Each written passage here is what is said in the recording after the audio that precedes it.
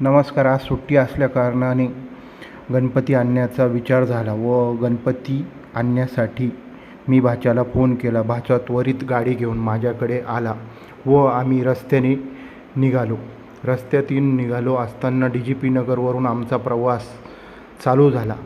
चालू होत असताना भाचा मस्तपैकी गाडी चालवत होता आणि अतिशय आनंदमय वातावरणात, भक्तिमय वातावरणात आम्ही गणपती आणण्यासाठी निघालो. रस्त्यात आम्ही पोचलो. रस्त्यात अनेक गाड्या आल्या होत्या. सुट्टी असल्याकारणाने रस्त्याने खूप वर्दळ होती व बिटको पॉईंट, नाशिक रोड येथे प्रचंड गर्दी होती. आम्ही ते वातावरणाचा आनंद घेत आणि निसर्गरम्य वातावरण बघत आम्ही नाशिक रोडच्या दिशेने कल करत होतो.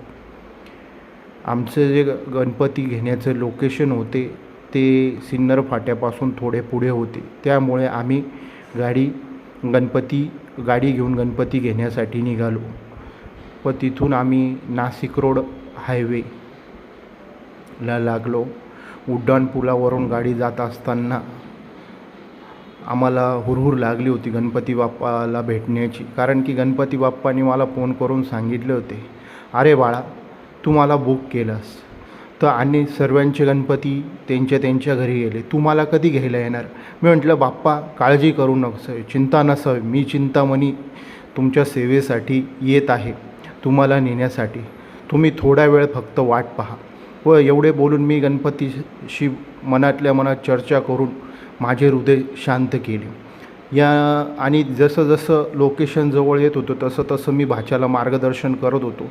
भाचा अतिशय छान गाडी चालवत होता व रस्त्याने त्याला मी मार्गदर्शन करत होतो.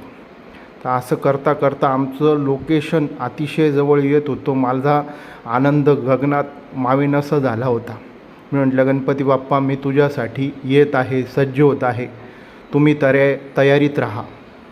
गणपती बाप्पाही मला म्हणे, चिंतामणी, चिंता नसावी, मी पण कपडे घालून माझे शस्त्र वगैरे घेऊन तुझ्यासोबत येण्यास उत्सुक आहे. मी म्हटलं, ठीक आहे बाप्पा, काळजी नसावी.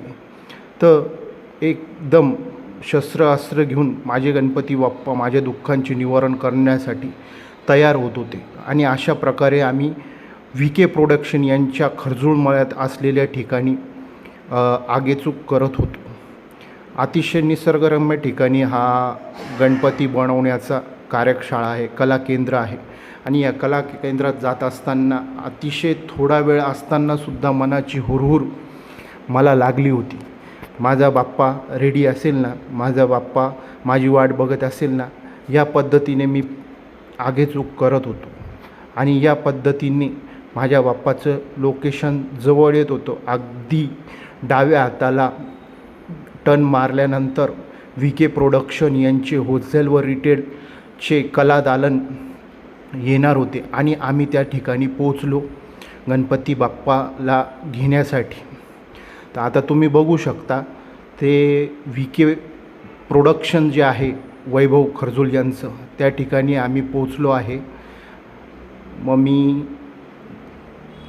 अतिशय तयारीत VK प्रोडक्शनजवळ गेलो. दरवाजा उघडला आणि VK प्रोडक्शनमध्ये कला केंद्रात मी आगमन केलं. सोबत माझी कन्याही होती, गार्गी चिंतामण पगार, तिलाही घेतले होते. मग मी गेलो कला केंद्रात. माझ्या मित्राची चौकशी केली, वैभव, आमच्या मूर्तीचे काम झाले आहे का? माझ्या कन्येनी अनेक गणपती पाहून तीसुद्धा भारावून गेली. ती म्हणे, पप्पा, आपल्याला छोटासा गणपती घ्यायचा.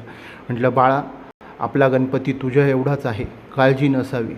मग मी तिला आमचा गणपती दाखवला. ती अतिशय आनंदाने भारावून गेली. ती म्हणे, पप्पा, मला हा घ्यायचा, पप्पा, मला तो घ्यायचा. या पद्धतीने मी VK प्रोडक्शनमध्ये अनेक गणपती बघितले.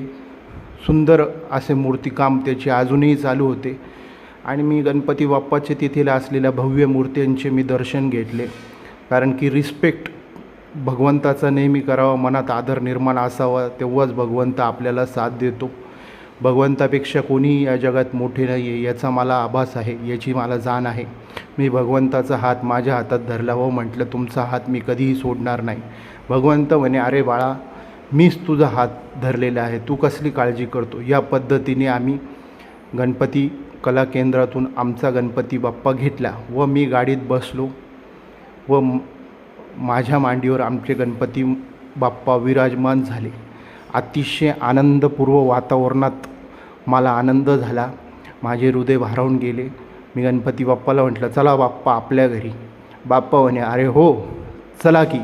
मग आम्ही घरी पोहोचलो. गणपती बाप्पाचे आगमन झाले. रस्त्यात गणपती बाप्पा आला, आमच्या घरापर्यंत पोहोचला. मी तसे साधेच कपडे घालतो. आई आणि बायको म्हणती साधेच कपडे घाला, तुम्हाला नजर लागेल, म्हणून मी ढिल्ले किंवा असे कपडे घालत असतो. या प्रकारे मी गणपती बाप्पाला घेऊन पोचलो, घरापर्यंत पोचलो. अशा पद्धतीने गणपती बाप्पा आमच्या घरी आले.